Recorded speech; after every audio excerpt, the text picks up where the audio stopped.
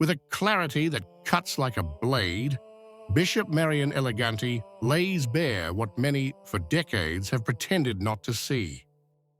It does not speak of abstract theories or distant scandals, but of a profound, internal evil that lies at the very heart of the Church, and which has generated the most devastating crisis in recent decades.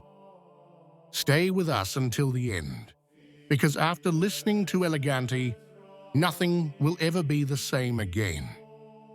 In the incensed silence of the sacristies and within the walls of the Vatican buildings, there is a truth that no one has dared to speak openly for years. Bishop Marian Eleganti, in a language as dry as it is cutting, defines it as the elephant in the room, a cumbersome presence, visible to all, but which no one wants to talk about. The abuse crisis that has damaged the credibility of the Catholic Church, he argues, cannot be explained solely by individual sin or human weakness. According to him, there is a cultural and moral element rooted in the contemporary clergy that disproportionately impacts these scandals and that many prefer to ignore for the sake of a quiet life or out of ideological alignment. Eleganti points the finger at a climate of growing tolerance towards behaviors contrary to traditional teaching, which has crept into ecclesiastical circles like a virus that numbs the conscience. He doesn't mince his words. He denounces the existence of an internal current that is attempting to rewrite Catholic morality, bringing it into line with the trends of the secular world and the dominant culture that celebrates desire as a right. The prelate instead invites us to return to the spiritual roots of the crisis, where personal fragility encounters the abandonment of discernment and the loss of the fear of God. According to this interpretation, the Church is not only the victim of scandals, but of a slow internal transformation that is corroding its identity. Speaking about abuse, for Eleganti, therefore means addressing a problem that is not merely juridical or disciplinary, but profoundly theological and moral. In his personal blog, which over the years has become a point of reference for those unafraid to touch the Church's raw nerves, Bishop Marian Eleganti has chosen to speak without filters. His words leave no room for ambiguity. He openly accuses certain forces within the ecclesiastical institution of wanting to normalize what doctrine has always defined as disordered. It's an indictment that shakes the Vatican's salons because it comes not from an outside observer or a rebellious theologian, but from a man who has experienced the dynamics of the hierarchy from within, with the weight of the episcopate and the frankness of one who has nothing left to lose. Eleganti describes a sort of ideological infiltration that, step by step, would have sought to change the language and the very perception of Catholic morality. He speaks of a virus that acts silently, insinuating itself into educational institutions and seminaries where the traditional vision of chastity and celibacy is often ridiculed or emptied of meaning.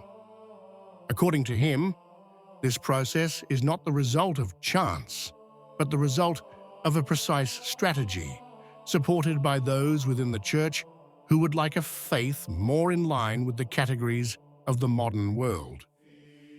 The bishop's denunciation is not limited to a moral question, but extends to the doctrinal and pastoral sphere. When he speaks of a virus, he alludes to a spiritual infection that, like any disease, is not immediately visible, but slowly produces its consequences: confusion, loss of the sense of sin, and ultimately indifference toward what was once considered an abomination. His voice is a call for clarity, not a political cry, but an invitation to look at reality with disenchanted eyes and intact faith.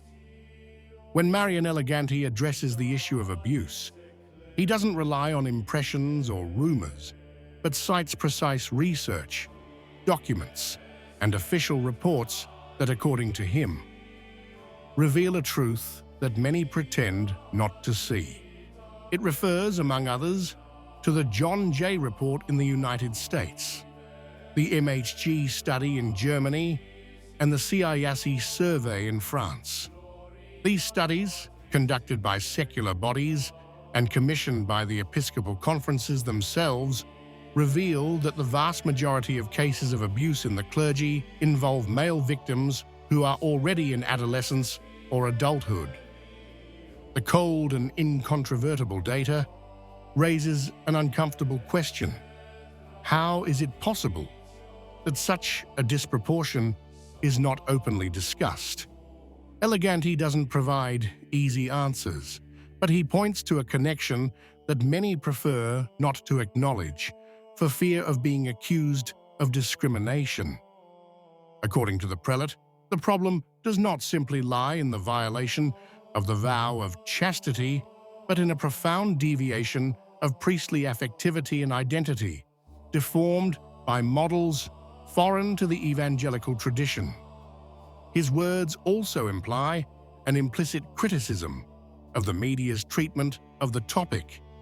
Whenever scandals in the church are discussed, he writes, they tend to use terms that pertain to young people, creating misleading generalizations. But, he notes, when the victims are young men in the prime of development, the more accurate definition would be another: attraction to adolescent males. A term that rarely appears in official press releases, almost as if it were a taboo within a taboo. For Eleganti, statistical truth cannot be erased for political expediency or media fear. If the analysis of the facts reveals a clear trend, then ignoring it is, in effect, concealing reality. And in his view, silence is not prudence, but complicity.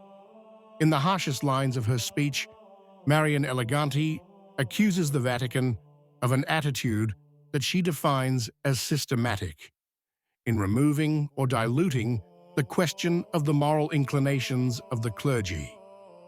He doesn't speak in suppositions, but in fact, official documents and press conferences, he observes, tend to use generic formulas that carefully avoid any direct reference to the most thorny causes.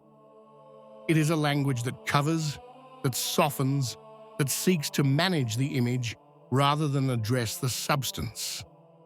For the bishop, this blackout isn't just a communication choice, but the reflection of an internal strategy. There is, he argues, a segment of the ecclesiastical establishment that prefers to keep the truth hidden for fear of dividing the church or providing ammunition to its enemies.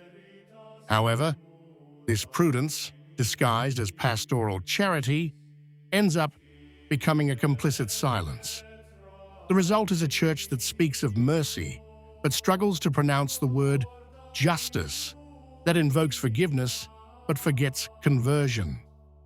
Eleganti does not deny the complexity of the problem or the need to avoid witch hunts, but he denounces the hypocrisy of those who, in the name of dialogue and inclusion, have made any reference to the natural order and traditional morality unspeakable.